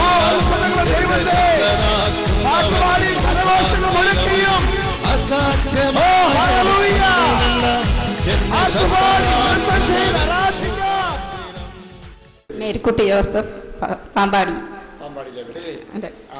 ഭർത്താവിന്റെ പേരെന്താണ്? ജോസഫ്. മക്കൾ എത്ര പേരാണ്? 3 പേര്. എത്ര നാളായി അമ്മച്ചിക്ക് ഈ അസുഖം തുടങ്ങിയിട്ട്? 1 വർഷമായിട്ട് ഇങ്ങനെ പെടലിക്ക് വേദന ഉണ്ടായിരുന്നു. ഇടയ്ക്കിടയ്ക്ക് കുറഞ്ഞും കൂടിയിരുന്നു. 4 മാസമായിട്ട് സ്ഥിരമായിട്ട് മരുന്ന് കഴിക്കുന്നു. ഇതിട്ടു. തിരുവല്ലയിലെ ഷാരോൺ പ്രാർത്ഥനാലയത്തിൽ ഈ കാണുന്ന ദൈവമക്കൾ പ്രാർത്ഥിച്ചപ്പോൾ യേശു അമ്മച്ചിക്ക് വേണ്ടി എന്ത് ചെയ്തു? അത്ഭുതം പ്രവർത്തിച്ചു. എന്റെ വേദന മാറി. കൈകൾ കൊട്ടി കർത്താവിനെ മഹത്വപ്പെടുത്തുക. കൈകൾ കൊട്ടി കർത്താവിനെ മഹത്വപ്പെടുത്തുക.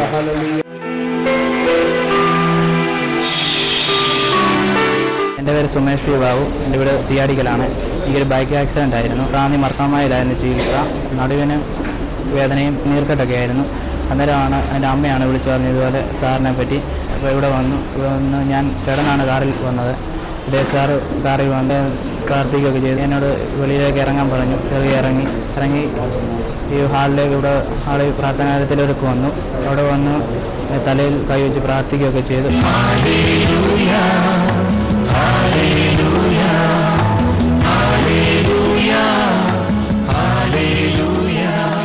അത്ഭുതം പ്രവർത്തിച്ചു കേട്ടോ. കടമരം തിരിഞ്ഞ് ഇരിക്കുന്നിടത്തിരുന്ന് ചാടത്തിൽ എഴുന്നേക്ക് പെട്ടെന്നിരിക്കെ ചാടി എഴുന്നേൽക്ക്, ഓടിച്ചാടി നടക്ക്. നീ നന്മ ചൊരിയണേ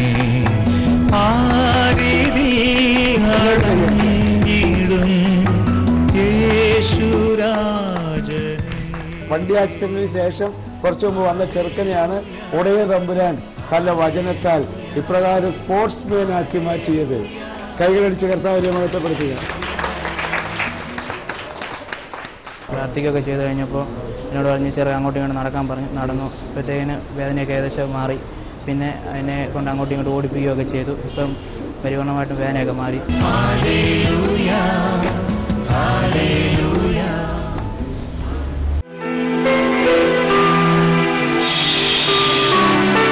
എന്റെ പ്രിയപ്പെട്ടവരെ, വിശുദ്ധ ഗ്രന്ഥത്തിലൂടെ പിതാവും പുത്രനും പരിശുദ്ധാത്മാവുമായ ത്രിയേക ദൈവം ആവിഷ്കരിക്കുന്ന മനുഷ്യരക്ഷയെക്കുറിച്ച് കഴിഞ്ഞ 5 VCDകളിലൂടെ ദൈവത്തിന്റെ പരിശുദ്ധാത്മാവ് അനുവദിച്ചതുകൊണ്ട് ഏതാനും കാര്യങ്ങൾ പറയുവാൻ കർത്താവ് കേരളത്തിലെ കണ്ണൂർ ജില്ലയിലെ ചെറുപുഴയിൽ കർത്താവ് വളർത്തിക്കൊണ്ടിരിക്കുന്ന ആത്മാഭിഷേകം ടീം, എറണാകുളത്തെ ആലഞ്ചുവടിനടുത്ത് കർത്താവ് വളർത്തിക്കൊണ്ടിരിക്കുന്ന ആത്മാഭിഷേകം ടീം, കേരളത്തിൽ പല സ്ഥലങ്ങളിലും ഇന്ത്യയിലെ ചില സ്റ്റേറ്റുകളിലും ഇന്ത്യക്ക് വെളിയിലെ ചില രാജ്യങ്ങളിലും ഒക്കെ പോയി ഈ ദൈവരാജ്യത്തെ ആവിഷ്കരിക്കുന്ന ആത്മാഭിഷേകം ടീം ദൈവം ആഗ്രഹിക്കുന്ന ഒരു സെറ്റ് VCDകൾ ഇറക്കാൻ സാധിച്ചതിൽ ആ ടീമിലെ ഒരു എളിയ അംഗമെന്ന നിലയിൽ എനിക്കും അങ്ങേയറ്റത്തെ ചാരിതാർത്ഥ്യമുണ്ട്. ഈ കാസറ്റുകളുടെ ആരംഭത്തിലും അവസാനത്തിലും നിങ്ങൾ ദൈവം അത്ഭുതം ഞങ്ങളിലൂടെ പ്രവർത്തിച്ചതിന്റെ ചില ഉദാഹരണങ്ങൾ കണ്ടുകഴിഞ്ഞു. ആൽഫയും ഒമേഗയും എന്ന പേരുള്ള ഞങ്ങളുടെ വണ്ടേഴ്സ് മാത്രം യേശു ചെയ്തതിന്റെ കാസറ്റുകളും ഈ കൂടെ നിങ്ങൾ കാണുവാൻ ഇടവന്ന് കാണണം. 2007 കർത്താവായ യേശു ക്രിസ്തു ആഗ്രഹിച്ച 10 സെറ്റ് കാസറ്റുകൾ അതിന്റെ നിർമ്മാണ ചെലവുകൾക്കായി എന്തെങ്കിലും ഒരു ചെറിയ സംഖ്യയോ ഞങ്ങൾ നടത്തുന്ന ഓൾഡ് ഏജ് ഹോം മുതലായവയ്ക്കും മറ്റുമുള്ള ചെലവുകൾക്ക് വേണ്ടിയും എന്തെങ്കിലും ഒന്ന് വാങ്ങിച്ചുകൊണ്ട് നിങ്ങളുടെ കയ്യിൽ തരുമ്പോൾ പ്രിയ നിങ്ങൾ ഇത് കേൾക്കുകയും കാണുകയും ചെയ്തിട്ട് അയൽപക്കങ്ങളിലുള്ളവർക്ക് ഇത് കേൾക്കുവാനും കാണുവാനും വേണ്ടി നിങ്ങൾ കൈമാറണം. ലോകത്തിലെ വിവിധ ഭാഗങ്ങളിൽ താമസിക്കുന്ന മലയാളികൾക്ക് നിങ്ങളിത് കൊടുക്കുവാൻ നിങ്ങളുടേതായ പരിശ്രമങ്ങൾ നടത്തണം. 2007 ഞങ്ങളുടെ എളിയ ശുശ്രൂഷകൾ ക്രിസ്തുവിലേക്ക് വളർന്ന് ക്രിസ്തുവിലൂടെ പിതാവിലേക്ക് എത്തുവാൻ, ഞങ്ങളും എത്തുവാൻ, നിങ്ങളും എത്തുവാൻ, നമ്മളൊന്നിച്ചെത്തുവാൻ നിങ്ങൾ എന്നും പ്രാർത്ഥിക്കണം. ഓർക്കുന്നില്ലേ യേശുക്രിസ്തു യോഹന്നാൻ 14:6 പറഞ്ഞത്, ഞാനാണ് വഴിയും സത്യവും ജീവനും, എന്നിലൂടെ അല്ലാതെ ആരും പിതാവിന്റെ പക്കലേക്ക് പോകുന്നില്ല എന്ന്. എന്നിലൂടെ എന്ന് പറഞ്ഞാൽ അതിന്റെ അർത്ഥം യേശുക്രിസ്തുവിന്റെ ഒരു രൂപം ഉണ്ടാക്കി വെച്ചിട്ട് അതിലൂടെ എന്നല്ല. യേശുക്രിസ്തു ആണെന്നും പറഞ്ഞൊരു അപ്പം ഉണ്ടാക്കി വെച്ചിട്ട് അതിലൂടെ അല്ല. യേശുക്രിസ്തുവിന്റെ അമ്മ ആയതിലൂടെ മാത്രമേ യേശുക്രിസ്തുവിനെ സമീപിക്കാൻ പറ്റൂ എന്നും പറഞ്ഞുകൊണ്ട് നീളമുള്ള കൊണ്ടകൾ ചൊല്ലിക്കൊണ്ടല്ല. യേശുക്രിസ്തുവിന് വേണ്ടി ജീവിച്ചു മരിച്ചു എന്ന് പറയുന്ന പുണ്യവാന്മാരിലൂടെ അല്ല. യേശുക്രിസ്തുവിലൂടെ അല്ലാതെ പിതാവിനെ പ്രാപിക്കാൻ പറ്റുകയില്ലെന്ന് പറഞ്ഞാൽ അതിന്റെ അർത്ഥം യേശുക്രിസ്തുവിലൂടെ അല്ലാതെ പിതാവിനെ എടുത്ത് പോകാൻ പറ്റുകയില്ലെന്ന് മാത്രമാണ്. അതിന് വേറെ ഒരു ഡ്യൂപ്പില്ല. കേട്ടോ പറഞ്ഞു. ആ ഡ്യൂപ്പില്ലായ്മ വിശുദ്ധ ഗ്രന്ഥത്തിൽ നിന്നും ചികഞ്ഞെടുത്ത് നിങ്ങളുടെ മുമ്പിൽ അവതരിപ്പിക്കുവാൻ ദൈവത്തിന്റെ പരിശുദ്ധാത്മാവ് ഈ സമയം അത്രയും ഞങ്ങൾ ഉപയോഗിക്കുകയായിരുന്നു.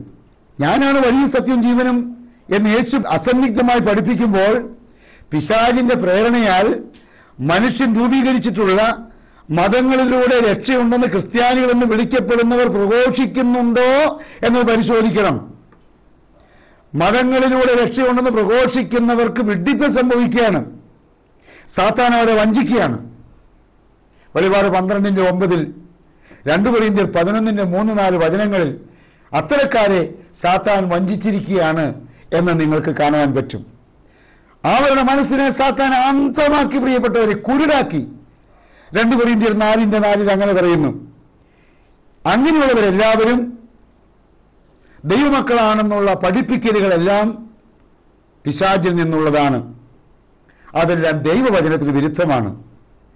ദൈവവചനമാകുന്ന വിശുദ്ധ ഗ്രന്ഥം പരിശുദ്ധാത്മാവിനാൽ പ്രചോദിതരായി ദൈവത്തിന്റെ മനുഷ്യർക്ക് സംസാരിക്കാനുള്ളവയാണ്. ദൈവത്തിന്റെ മനുഷ്യർക്ക് സംസാരിക്കാനുള്ളതാണ് ദൈവവചനവും അതിന്റെ വ്യാഖ്യാനവുമെന്ന് 2 പത്രോസ് 1:21 പറയുന്നു.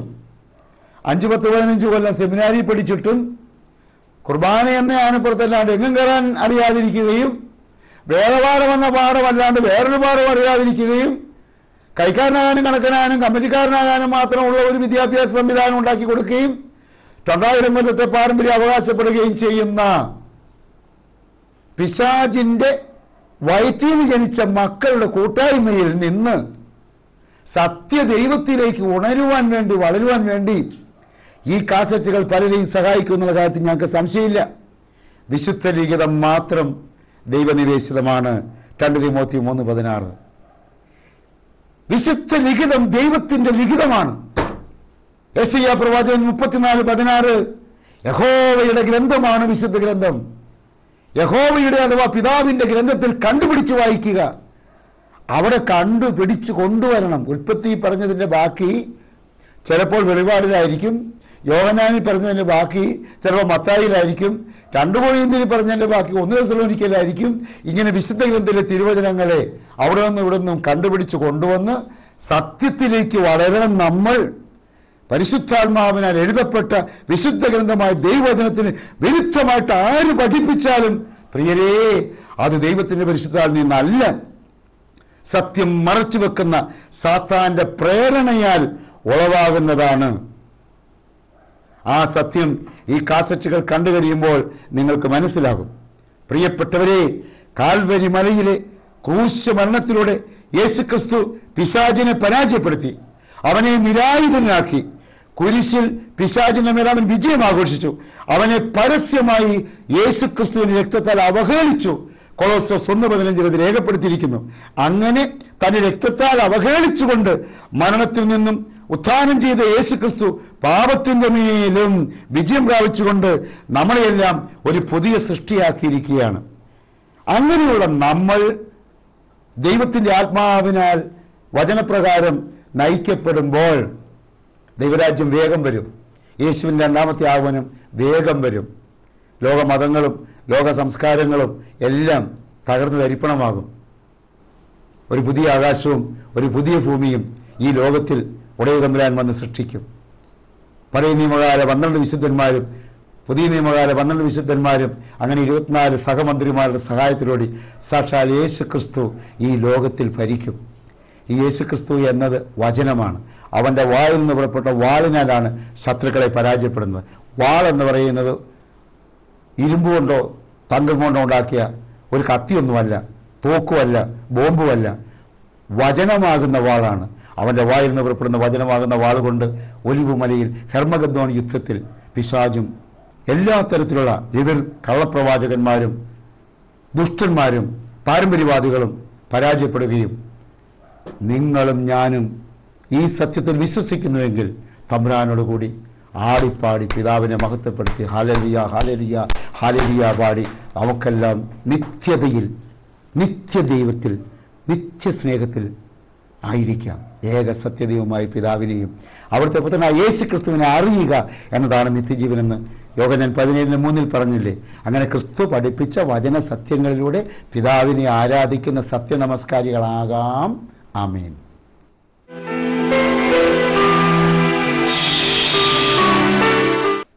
പ്രിയപ്പെട്ടവരെ, നിങ്ങൾ തീർച്ചയായിട്ടും അറിയുന്നു എന്ന് ഞങ്ങൾക്കറിയാം.